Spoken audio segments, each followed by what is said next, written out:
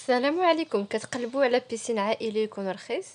ما بعدش بزاف على مراكش، كنقدم لكم جنان فايزه بعيد على مراكش تقريبا ب10 دقائق بالطوموبيل ديالك. كاين طوبيس وطاكسي اللي كيدي حتى لحداه. جنان فايزه الدخول ديالو الكبار 70 درهم والصغار ب50 درهم. وعلى ما سمعت انه ممكن تدخل معك الماكله، ما كاينش مشكل، ما كيحيدوهاش لكم من السكان. جلسوا النهار كله وكاينين العاب فين يلعبوا الوليدات، كاين خمسه البيسينات وجوج تاع الاطفال، كذلك كاين بلاصه ديال الكره حتى الناس اللي غيفكروا انهم يباتوا. كاين اللي بانغالو. كاينه الليله 300 درهم، ابتداء من 300 درهم كتكري البانغالو ديالك، فيه بيت صغير وراك مع الكوزينه غارسونيير مع كوزينتك. يعني كل ما غادي خصك غتلقاه. ممكن كذلك طيبوا فيها ولا تجيبوا الماكله، ماشي مشكل. غنخلي لكم جميع المعلومات اللي غتخصكم على جنان فايزه.